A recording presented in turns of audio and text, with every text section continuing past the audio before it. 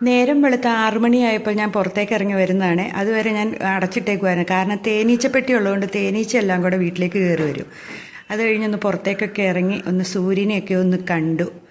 ഇന്നത്തെ ദിവസങ്ങൾ എന്തൊക്കെ ചെയ്യണമെന്നിങ്ങനെ ആലോചിച്ചിങ്ങനെ മുറ്റത്തോടെ ഒന്ന് ഇറങ്ങി നടന്നു. അതിനിടയ്ക്ക് രാവിലെ എനിക്ക് യോഗയൊക്കെ ചെയ്ത് കുളിയൊക്കെ കഴിഞ്ഞായിരുന്നു കേട്ടോ. സൂര്യ നമസ്കാരമാണ് ഞാൻ ചെയ്യുന്നത്. അത് കഴിഞ്ഞ് പതുക്കെ അടുക്കളയിലേക്ക് കയറിയതാണ് ഈ കാണുന്ന ഭാഗം. അടുക്കളയിൽ ചെന്നിട്ട് ഒരു നിമിഷം ഒന്ന് ആലോചിച്ചു എന്ത് ചെയ്യണം എന്ന്. അപ്പോൾ ഇന്നത്തെ ദിവസം എന്തൊക്കെ ചെയ്യണമെന്ന്. എന്നും ദോശയാണെങ്കിൽ മോൻ വഴക്കുണ്ടാക്കും. ഞാനും മോനും മാത്രമേ വീട്ടിലുള്ളേ. അപ്പം എന്ത് ചെയ്യണമെന്ന് ഓർത്തു. എന്നാൽ പിന്നെ ഒരു കാര്യം ചെയ്യാം, ആദ്യമേ ഒരു ചായ ഉണ്ടാക്കി കുടിക്കാമെന്ന് വിചാരിച്ചു. പാല് ഞങ്ങളുടെ തൊട്ടടുത്തുള്ള വീട്ടിൽ നിന്നാണ് കൊണ്ടുവരുന്നത്. ആ പാലെടുത്തുനിന്ന് ഒരു ചായയൊക്കെ ഉണ്ടാക്കി കുടിച്ചിട്ട് രാവിലത്തെ പണികളൊക്കെ തുടങ്ങാം എന്ന് വിചാരിച്ചു. അതിനുശേഷം എന്തെങ്കിലുമൊക്കെ ചെയ്യാം എന്ന് നോക്കിയപ്പം ദോശമാവ് കുറച്ചേ ഉള്ളൂ. എന്നാൽ പിന്നെ അടുത്ത് എന്താ ചെയ്യുമെന്ന് ആലോചിച്ചത്. ഇടിയപ്പവും കടലക്കറി ഉണ്ടാക്കാം എന്ന് വിചാരിച്ചു. എന്നാൽ ചായയെ തുടങ്ങിയിട്ട് ആട്ടെ അടുത്ത പരിപാടി എന്ന് വിചാരിച്ചു. എല്ലാവരും ഇങ്ങനെയൊക്കെ തന്നെ ആയിരിക്കും അല്ലേ, രാവിലെ എണീറ്റിട്ടായിരിക്കും ആലോചിക്കണം എന്തുണ്ടാക്കുമെന്ന്. പക്ഷെ ഞാനിങ്ങനെ ചില ദിവസം ഞാൻ തലേ ദിവസമൊക്കെ ആലോചിച്ച് വയ്ക്കും എന്തൊക്കെ ചെയ്യണമെന്ന്. ഇന്ന് മാത്രം എന്തോ ഭയങ്കര മടിയായിരുന്നു. രാവിലെ യോഗയൊക്കെ ചെയ്ത് കഴിഞ്ഞപ്പോഴത്തേനും ഒരു ഭയങ്കര മടി. പിന്നെ എൻ്റെ ഫ്രിഡ്ജിനകത്തിരിക്കുന്ന ഒരു സാധനമാണ്, അതിനകത്താണ് വെളുത്തുള്ളി ഇഞ്ചിയൊക്കെ വെക്കുന്നത്. അതെടുത്തുകൊണ്ട് വന്നു. പിന്നെ കടല വേവിക്കാൻ വേണ്ടിയിട്ട് ഉപ്പൊക്കെ ഇട്ടിട്ട് അടപ്പത്ത് വെച്ചു. ഞാൻ മസാലകളൊന്നും ചേർക്കാറില്ല, എന്നിട്ട് പിന്നീടാണ് ചേർക്കുന്നത്. ഉപ്പും ഇട്ട് ചുമ്മാ വേവിക്കുകയുള്ളൂ. അപ്പോഴത്തേനും പാല് തിളയ്ക്കാറാവും. അതുകൊണ്ട് പിന്നെ എളുപ്പമുണ്ടല്ലോ, രണ്ടും ഒരേ സമയം നടപടി ആയിക്കോളൂ. പിന്നെ പാല് പതുക്കെ ഇളക്കി കൊടുത്തു. പാല് നമ്മൾ എടുക്കുമ്പോൾ ഒന്ന് അരിച്ച് എടുക്കുന്നത് നല്ല. ഈ പശുവിൻ്റെ രോമമൊക്കെ അതിനകത്ത് ചാടാൻ സാധ്യതയുണ്ട്. അപ്പോൾ ഒന്ന് അരിച്ചെടുക്കുന്നത് നല്ലതാണ്. ഞാൻ തണുത്ത ശേഷം അരിച്ചെടുത്തത്, കാരണം പാട അവൻ കൂട്ടുകയില്ല. പിന്നെ എന്നും രാവിലെ എനിക്ക് വെറും വയറ്റിൽ ഒരു ഗ്ലാസ് വെള്ളം കുടിക്കാറുണ്ട്. ഞാനിപ്പോൾ കൂജയിലെ വെള്ളമാണ് കുടിക്കുന്നത്. അതെന്നും നല്ലതാട്ടോ, എല്ലാവരും കുടിക്കുന്നത് നല്ലതാണ്. ചൂടുവെള്ളം കുടിക്കുന്നത് ഒത്തിരി നല്ലതാണെന്നാണ് പറയണത്. ഞാൻ തണുത്ത വെള്ളമാണ് കുടിക്കണത്. എനിക്ക് ഭയങ്കര ചൂടാണ്, അതുകൊണ്ട് ഞാൻ തണുത്ത വെള്ളമാണ് കുടിക്കുന്നത്. അത് ദിവസവും ഞാൻ കുടിക്കും കേട്ടോ. ഒരു ഗ്ലാസ് 2 ഗ്ലാസ്സൊക്കെ ചില ദിവസം കുടിക്കും. ഈ ചൂടത്ത് എന്തൊരു രാവിലെ തന്നെ ചൂടാണ് ഇവിടെ. അപ്പോൾ പിന്നെ അതങ്ങനെ കുടിച്ചു. അതിനുശേഷം അടുത്ത പരിപാടി തുടങ്ങാം എന്ന് വെച്ചു. ആദ്യമായിട്ടാട്ടോ ഇങ്ങനെ ഒരു വീഡിയോ എടുക്കുന്നത്.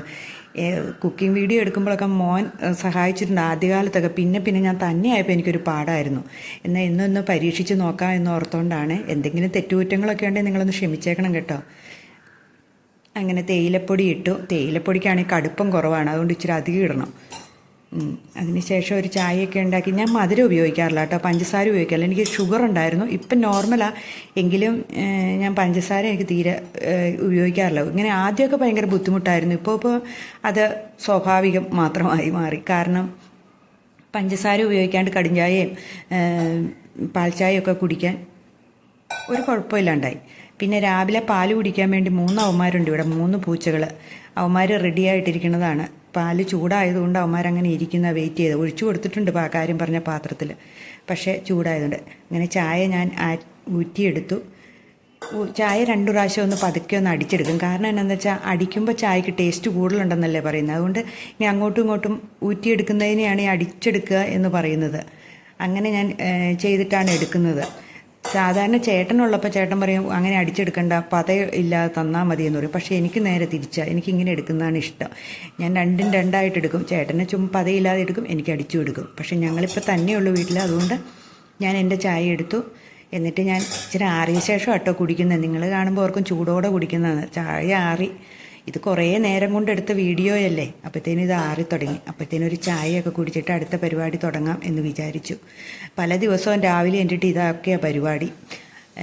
വലിയ മാറ്റമൊന്നുമില്ല, എന്നും ഇങ്ങനെ തന്നെ. ഒന്നെങ്കിൽ ദോശയായിരിക്കും, അല്ലെങ്കിൽ ഇഡലി ആയിരിക്കും. ഇനി കടലക്കറിക്ക് വേണ്ടിയിട്ട് കുറച്ച് വെളുത്തുള്ളി എടുക്കുള്ളൂ കേട്ടോ. എനിക്ക് വെളുത്തുള്ളിയുടെ ടേസ്റ്റ് ഒത്തിരി ഒന്നും ഇഷ്ടമല്ല. ഒരു 2 വെളുത്തുള്ളി, 2 or 3 വെളുത്തുള്ളി എടുക്കും. ഒരു 2 സവോളയും. 2 സവോളയുടെ ഒരു സവോളയുടെ പകുതി ഇരിപ്പുണ്ടായിരുന്നുള്ളൂ. അങ്ങനെ 1.5 സവോള എടുത്തിട്ടുള്ളൂ. അത് എല്ലാം കൂടെ ഇട്ട് വഴറ്റിയെടുക്കും എണ്ണയ്ക്കകത്ത്. എന്നിട്ട് മസാലകളെല്ലാം ചേർക്കും. അങ്ങനെയാണ് ഞാൻ സാധാരണ ഉണ്ടാക്കണം. ഞാൻ കടലക്കറി ഉണ്ടാക്കുന്ന ഒരു വീഡിയോ നേരത്തെ ഇട്ടിട്ടുണ്ടായിരുന്നു. അത് നിങ്ങൾ കണ്ടിട്ടുണ്ടായിരിക്കും. നല്ല ടേസ്റ്റായിട്ടുള്ള കൊഴുപ്പുള്ള കടലക്കറി ആയിരിക്കും ഉണ്ടാക്കുന്നത്. എല്ലാവർക്കും ഇഷ്ടമാട്ടോ. നിങ്ങളൊന്ന് ശ്രമിച്ച് നോക്കുക. മസാലകളൊക്കെ ഇച്ചിരി കുറച്ചാൽ നല്ല. മസാലയുടെ ഒത്തിരി ഒന്നും ഉള്ളിൽ ചെല്ലുന്ന കൊള്ളില്ല എന്നാണ് പറയണത്. ഞാൻ കുറേശ്ശേ എടുക്കാറുള്ളൂ എല്ലാ സാധനങ്ങളും. അങ്ങനെ ഉള്ളിയും വെളുത്തുള്ളിയൊക്കെ അരിഞ്ഞിട്ട് തൊലി കളഞ്ഞ ശേഷം കഴുകി എടുത്തോണ്ട് വന്നു കേട്ടോ. മിച്ചമുണ്ടോ എന്നൊക്കെ അതിനകത്ത് നോക്കി കഴുകി എടുത്തോണ്ട് വന്ന് അരിയുന്ന ഭാഗമായി കാണുന്നത്. ഞാൻ വിരലറ നോക്കിയിട്ട് എവിടെയാണ് വെച്ചതെന്ന് മറന്നുപോയി. അല്ലെങ്കിൽ തന്നെ അത് ഇട്ടിട്ടും കാര്യമില്ല, അത് അപ്പടി ഓട്ടയായിപ്പോയി. അരിഞ്ഞരിഞ്ഞരിഞ്ഞ് അതും അരിഞ്ഞു തീർന്നു.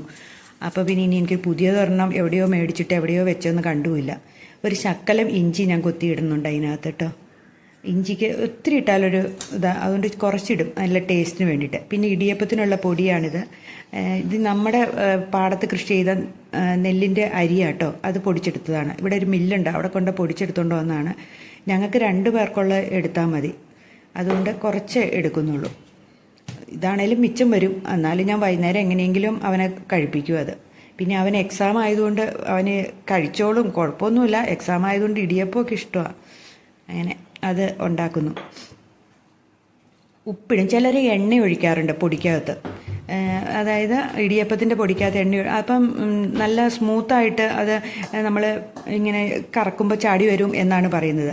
ഈ പെട്ടെന്ന് ഇടിയപ്പമൊക്കെ ഉണ്ടാക്കുമ്പോൾ ജയ ജയഹോ എന്നൊരു സിനിമയില്ലായിരുന്നു, അത് ഓർമ്മ വരും. ആ ചേച്ചി ഇടിയപ്പത്തിന് കുഴയ്ക്കുന്ന ആ ഒരു അമ്മയില്ലേ, അവരുടെ നായകൻ്റെ അമ്മ, പെട്ടെന്ന് അത് ഓർമ്മ വന്നു കേട്ടോ.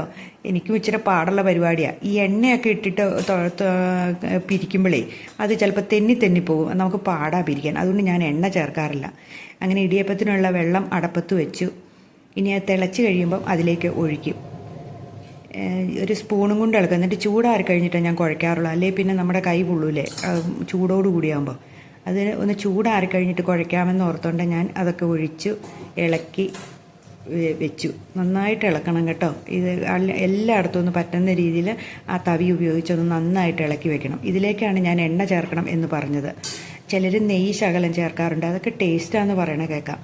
പക്ഷേ ഞാനങ്ങനെ ഉപയോഗിക്കാറില്ല. കാരണം എന്നാന്ന് വെച്ചിട്ടുണ്ടെങ്കിൽ എണ്ണയൊക്കെ കുറച്ചുള്ളി ചെല്ലട്ടെ എന്നോർത്തോണ്ടേ. ഇനിയിപ്പം എന്നാ അല്ലെങ്കിൽ പിന്നെ പീച്ചാനും ഒരു പാട് പോലെ തോന്നും. അതേപോലെ ഈ സേവനാഴിക്കകത്തും എണ്ണയൊക്കെ തൂക്കുന്നവരുണ്ട് കേട്ടോ. ഈ പുറം തെന്നുന്നതുകൊണ്ട് എനിക്ക് പാടാം. എനിക്കൊരു പുതിയ സേവനാഴി ഇനി മേടിക്കണം, പഴയതായി. അത് അതിൻ്റെ പിരി എപ്പോഴും വെട്ടിപ്പോവും, അതൊരു പാടാണ്. നമ്മൾ ഇങ്ങനെ അത് കറക്കിക്കൊണ്ടിരിക്കുമ്പോഴായിരിക്കും അതിൻ്റെ അടപ്പിങ് ഊരിപ്പോരുന്നത്. ഇനി ഒരെണ്ണം മേടിക്കണം എന്നൊക്കെ ഉണ്ട് ഉള്ളിൽ, എന്തെങ്കിലുമൊക്കെ മേടിക്കണം. മിക്കവാറും ഉണ്ടാക്കുന്ന സാധനമാണ് ഇടിയപ്പം. കാരണം ഈ കൊച്ചിന് ഇഷ്ടമുള്ളതുകൊണ്ട് ഞാനതങ്ങ് ഉണ്ടാക്കും, അവൻ കഴിച്ചോളൂ. അല്ലെങ്കിൽ പിന്നെ നമ്മളിവിടെ ഇരുന്ന് വാടാ എന്ന് പറഞ്ഞ് ദോശയൊക്കെ ആണെങ്കിൽ എന്ത് ചെയ്താൽ മടിയാണ്. അങ്ങനെ അത് ഞാൻ കുഴച്ച് വെച്ചു. ഇനി കടലക്കറിക്കുള്ളത് അടപ്പത്ത് വെച്ചു, പാത്രം അടപ്പത്ത് വെച്ചിട്ട് അതിലേക്ക് ശകല എണ്ണ ഒഴിച്ചു.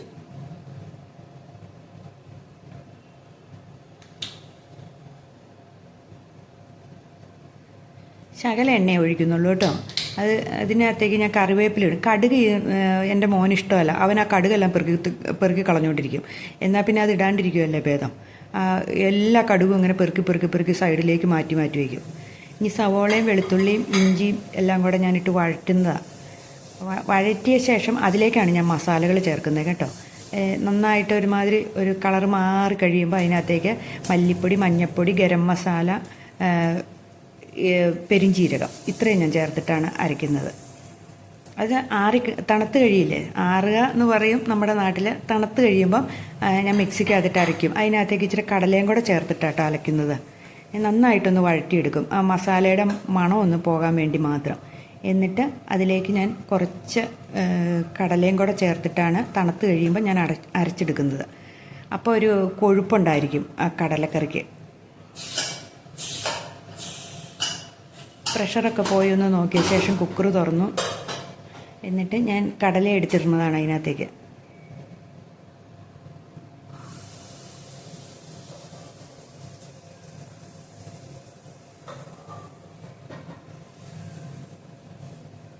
അതിന് ആറിക്കഴിഞ്ഞ ശേഷം നമുക്ക് അരച്ചെടുത്താൽ മതി. അതുവരെ അതവിടെ ഇരിക്കട്ടെ. ഇനി ഇടിയപ്പം ഉണ്ടാക്കാനുള്ള പരിപാടിയിലേക്ക് ഞാൻ പോവുക കേട്ടോ. ഒന്നോടെ കൈ കൊണ്ട് നല്ലവണ്ണം ഒന്ന് കുഴച്ചു.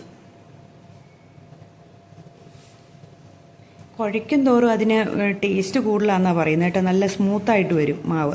അപ്പോൾ നന്നായിട്ടൊന്ന് കുഴച്ചെടുക്കുക. എന്നിട്ട് ഇടിയപ്പത്തിൻ്റെ പാത്രം, അതിനിടയ്ക്ക് ഞാൻ അരി അടപ്പത്തിട്ടിട്ടുണ്ടായിരുന്നു, അത് ഞാൻ വീഡിയോ എടുക്കാൻ മറന്നുപോയേ. അപ്പം തെർമൽ കുക്കർ എന്തെന്നാ പറയണേ, ചൈന പോട്ട് എന്നൊക്കെ പറഞ്ഞ് അതിൽ പുറത്ത് എഴുതിയിട്ടുണ്ട്. അതിനകത്തേക്ക് ഞാൻ എടുത്തു വെക്കുക ചെയ്യുന്നത്. അത് ഒത്തിരി വർഷങ്ങൾക്ക് മുമ്പുള്ളതാണ്. എനിക്ക് തോന്നുന്നു ഒരു 10-15 വർഷം മുമ്പുള്ള സാധനം. അത് ഒരു കുഴപ്പമില്ല, നല്ലതാട്ടോ. അതിനകത്താണ് ഞാനിപ്പോഴും വെക്കുന്നത്. അപ്പം അതിനകത്തേക്ക് എടുത്തു വെച്ചു, അതവിടെ ഇരുന്ന് വെന്തോളും. പിന്നെ തേങ്ങ പൊട്ടിച്ചു. നിങ്ങളിങ്ങനെ കാണിക്കാറുണ്ടോ? തേങ്ങാ വെള്ളം കുടിക്കാറുണ്ടോ? ഞാനിങ്ങനെ തേങ്ങാ വെള്ളം കളയാറില്ല, ഞാനതെടുത്ത് കുടിക്കും. എനിക്കിഷ്ടമാണ് തേങ്ങാവെള്ളം. പക്ഷേ ചില ദിവസം കളി കിട്ടും കേട്ടോ. ചില ദിവസം തേങ്ങാവെള്ളം ചീത്ത തേങ്ങാവെള്ളമായിരിക്കും, ഒരു ചുവയായിരിക്കും, ഒരു പുളിപ്പ് പോലെ. ഇത് നമ്മുടെ തേങ്ങ തന്നെയാണ്, ഒത്തിരി തേങ്ങയൊന്നുമില്ല, 5-6 ഒക്കെ കിട്ടി, അത്രയേ ഉള്ളൂ. അത് ചിരണ്ടി എടുക്കും. എനിക്ക് മടിയുള്ള ഒരു പ്രസ്ഥാനം കേട്ടോ തേങ്ങ ചിരണ്ടൽ. പിന്നെ ചിരണ്ടാതെ പറ്റില്ലല്ലോ. ചിലർ പറയണേക്കാം തേങ്ങ തല്ലി പൊട്ടിച്ച ശേഷം അത് മിക്സിയിലിട്ട് അടിച്ച് ഫ്രിഡ്ജിൽ വെച്ചാൽ മതിയെന്ന്. അതൊക്കെ ഒരു ദിവസം നോക്കണം എന്ന് ഓർത്തുകൊണ്ടായിരിക്കണേ, അത് എളുപ്പമുള്ള പരിപാടിയാണോ എന്ന്. അപ്പോൾ ഫ്രിഡ്ജിൽ വെച്ചിരുന്നിട്ടുണ്ടെങ്കിൽ ആവശ്യാനുസരണം എടുത്താൽ മതി എന്നൊക്കെ പറഞ്ഞ് കേട്ടിട്ടുണ്ട്. ഞാൻ അന്നന്ന് ചിരണ്ടി എടുക്കുക ചെയ്യണേ. ചില ദിവസം സമയമില്ലാണ്ട് മോന് സ്കൂളിൽ പോകുന്ന സമയത്തൊക്കെ ഉണ്ടല്ലോ, ഈ തേങ്ങ ചിരണ്ടും കൊണ്ടിരുന്ന സമയം മുഴുവൻ പോകും. ഒന്നാമത് ആ ചിരവിക്കും ശരിക്കും മൂർച്ചയില്ല. മൂർച്ച ഉണ്ടെങ്കിലല്ലേ പെട്ടെന്ന് ചിരണ്ടി തീരുള്ളൂ. ഇത് പതുക്കെ പതുക്കെ ചിരണ്ടാൻ പറ്റുള്ളൂ. നല്ല ചിരവിയൊക്കെ ആണെങ്കിൽ ചിരണ്ട. പിന്നെ സൂക്ഷിക്കണം, കയ്യിലൊന്നും കൊള്ളാതെയൊക്കെ നോക്കിയും പെറുക്കിയൊക്കെ ചെയ്യണം. പിന്നെ ഇടിയപ്പത്തിൻ്റെ തട്ടയിൽ നമ്മൾ എണ്ണ തൂത്ത് കൊടുക്കൂലേ, എണ്ണ തടവി കൊടുത്തു കഴിഞ്ഞിട്ടുണ്ടെങ്കിൽ അത് പിടിച്ചിരിക്കാണ്ടിരിക്കില്ലേ. അതുകൊണ്ട് ഞാൻ അങ്ങനെ ചെയ്യാറുണ്ട് ഇടിയപ്പത്തിൻ്റെ ഇത്തയിൽ. പിന്നെ ഞാൻ ശകലം തേങ്ങയും കൂടെ ഇട്ടിട്ട് കേട്ടോ ഇടിയപ്പം ഇങ്ങനെ കറക്കിയെടുക്കുന്നത്. അപ്പം നല്ലൊരു ടേസ്റ്റ് അല്ലേ ഇടിയപ്പവും എണ്ണയും തേങ്ങയും എല്ലാം കൂടി ആകുമ്പോൾ ഒരു നല്ല ടേസ്റ്റ് ഉണ്ട്. അതെനിക്കിഷ്ടമാണ്. അതുകൊണ്ട് ഞാൻ അതിൽ എണ്ണയൊക്കെ തടവി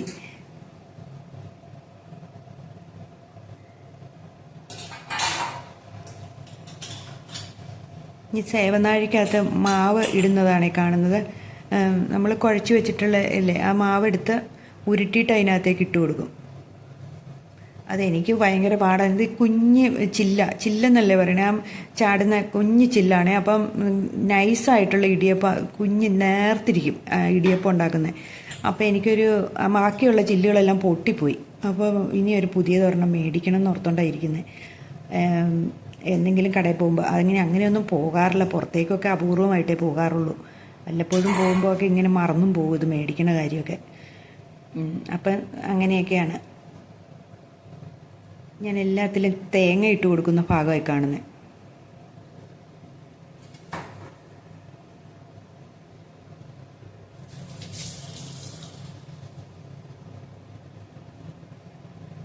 തേങ്ങ ഇട്ട് കഴിഞ്ഞപ്പോൾ കയ്യിലെല്ലാം പറ്റി. അത് അന്ന് കൊണ്ട് കഴുകിയിട്ട് വന്ന ഭാഗമാണ്. എന്നിട്ട് പീച്ച് നോക്കാം, അത് അടപ്പിങ്ങനെ ഊരിപ്പോരും, ഏത് സമയം ഊരിപ്പോരും. അതിൻ്റെ ആ വെട്ട് ശരിയല്ല, ആ പിരിച്ച് കയറ്റുന്നത്. അപ്പോൾ ഇടയ്ക്കിടയ്ക്ക് ഇങ്ങനെ ഊരിപ്പോരും.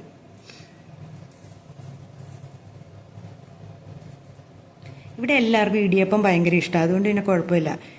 ഇവിടെ ഞങ്ങൾ രണ്ടും ഇപ്പോൾ ഉള്ളൂ, എങ്കിലും എല്ലാവർക്കും, ചേട്ടനാണേലും മൂത്ത മോനാണേലും ഒക്കെ ഇഷ്ടമാണ്. ഇളയാളും ഞാനും ഇവിടെ ഉള്ളൂ. ഞങ്ങളിങ്ങനെ അവനാണേലും ഭയങ്കര ഇഷ്ടമാവും. 3 നേരം വേണം ഇടിയപ്പം കഴിച്ചോളൂ. അതുകൊണ്ട് തന്നെ എനിക്ക് വലിയ ബുദ്ധിമുട്ടൊന്നുമില്ല. ഇടിയപ്പം കടലക്കറി അല്ലെങ്കിൽ തക്കാളിക്കറി എന്നൊക്കെ അവൻ പറയും. തക്കാളിക്കറി അവന് ഇഷ്ടമാണ്. മുട്ട ഒക്കെ വല്ലപ്പോഴും ഉള്ളൂ.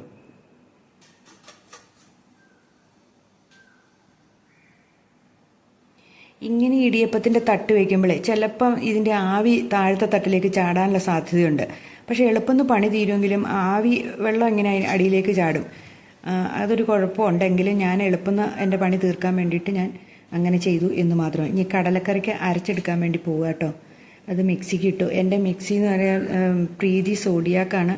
വലിയ മെച്ചമൊന്നുമില്ല കേട്ടോ, ശരിക്കൊന്നും അരയൊന്നുമില്ല, ഭയങ്കര സൗണ്ടുമാണ്. ഞാൻ വലിയ ആഗ്രഹിച്ച് മേടിക്കും. എനിക്ക് പണ്ടുണ്ടായിരുന്ന ഒരു മിക്സി പ്രീതിയുടെ ആയിരുന്നേ. അപ്പം അത് കാരണം അത് നല്ലൊരു മിക്സിയായിരുന്നു. അതുകൊണ്ട് ഞാൻ ഈ സോഡിയാക്ക് തന്നെ മേടിച്ച്, പുതിയതാണല്ലോ, അരിഞ്ഞെടുക്കാം, പിന്നെ ചപ്പാത്തിക്ക് കുഴയ്ക്കാം എന്നൊക്കെ പറഞ്ഞാൽ ഞങ്ങൾ മേടിച്ചത്. പക്ഷേ അതൊക്കെ ശരിയായിരിക്കാം, പക്ഷേ എനിക്ക് ഒരു അരക്കണതൊന്നും അത്ര ശരിയല്ല എന്ന് എനിക്ക് തോന്നുന്നു. ശരിക്കും അരയുന്നൊന്നുമില്ല. അങ്ങനെ ഒരു കുഴപ്പമുണ്ട്. പിന്നെ ഭയങ്കര സൗണ്ടുമാണ്. പഴയ മിക്സിക്ക് അത്രയും ഇല്ലായിരുന്നു. അങ്ങനെ ഒരു കുഴപ്പമുണ്ട് കേട്ടോ. സോഡിയാക്കി മേടിക്കണവരൊന്ന് സൂക്ഷിച്ച് മേടിക്കുക, നോക്കിയും കണ്ടൊക്കെ മേടിക്കുക.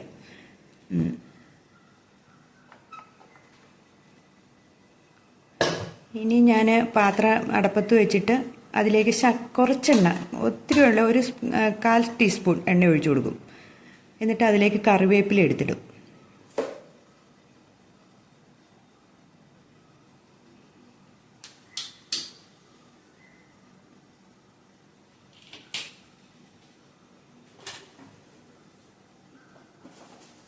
കറിവേപ്പില നമ്മുടെ തന്നെ കറിവേപ്പിലയാണ്, ഇവിടെ നമ്മുടെ പറമ്പിൽ തന്നെ ഉണ്ട്. പക്ഷെ ഞാൻ അത് ഇങ്ങനെ പറിച്ചിട്ട് കഴുകി ഒരു കൂട്ടിലിട്ട് എയർ ടൈറ്റ് ആയിട്ടുള്ള ഒരു കൂട്ടിലിട്ട് വയ്ക്കും. കാരണം എന്നാന്ന് വെച്ചിട്ടുണ്ടെങ്കിൽ നമുക്ക് എപ്പോഴും എടുക്കാമല്ലോ, എപ്പോഴും പറമ്പിൽ പോയി എടുക്കാൻ പാടായതുകൊണ്ട്. അതല്ല, ഇപ്പോൾ കറിവേപ്പിലയിൽ ഒരുതരം പൂപ്പൽ പോലെ ഒരു സാധനം കൊണ്ടുണ്ട്, നോക്കിയും കണ്ടും എടുത്തില്ലെങ്കിൽ കൊള്ളില്ല. ഞാനെന്നിട്ട് ഇങ്ങനെ എടുത്തോണ്ട് കഴുകി പെറുക്കി കുറച്ച് വെച്ചേക്കും. ഒരു 2-3 ദിവസത്തേനുള്ളത് എടുത്തോണ്ട് ഇങ്ങനെ വെക്കും. അപ്പോൾ എളുപ്പമുണ്ട്. അത് കറിവേപ്പില ഒന്ന് വാടി ഒരു മുരുമുരാന്നായി കഴിയുമ്പോൾ അതിനകത്തേക്ക് കടല ഇട്ട് കൊടുത്തു. അതിലേക്ക് നമ്മൾ അതൊന്ന് തിളച്ച് വരുമ്പോഴത്തേലും അതിലേക്ക് നമ്മൾ അരപ്പ് ചേർത്ത് കൊടുത്തു. നമ്മൾ അരച്ചില്ലേ, ആ അരപ്പ് ഞങ്ങൾ ചേർത്ത് കൊടുത്തു. ഇനി ഇതൊന്ന് നന്നായിട്ട് ഇളക്കിയിട്ടൊന്ന് തിളച്ചാൽ മതി.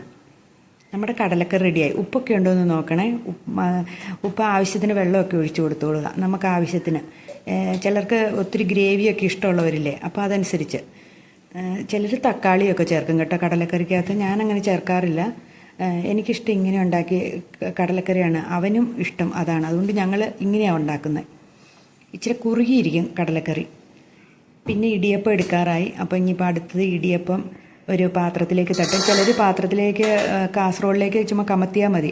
പക്ഷെ ഞാൻ അങ്ങനെ കമത്തി ഒരു ദിവസം എല്ലാം കൂടെ പുറത്തേക്ക് പോയി. അതുകൊണ്ട് ഞാൻ അങ്ങനെ കമത്താറില്ല. ഞാൻ അതുകൊണ്ട് ഒരു സ്പൂണും കൊണ്ട് തോണ്ടി ഇടുക ചെയ്യുന്നത് കേട്ടോ. ഒരു ദിവസം ഞാനിങ്ങനെ ഒരു കാസറോളിലേക്ക് എടുത്ത് കമത്തിയതാണ്. മൊത്തം സൈഡിൽ കൂടെ പുറത്തേക്ക് പോവുകയും ചെയ്തു. അതുകൊണ്ട് എനിക്കൊരു മടി. എന്നാൽ ഈ പൂച്ചയൊക്കെ നടക്കുന്ന സ്ഥലമായതുകൊണ്ട് നമുക്ക് ഇഷ്ടമല്ല. നിരത്തി ആടിക്കഴിഞ്ഞാൽ പിന്നെ തിന്നാൻ പാടല്ലേ. അപ്പോൾ അത് വേണ്ടാന്ന് വെച്ചു, അങ്ങനത്തെ പരിപാടി വേണ്ടാന്ന് വെച്ചു.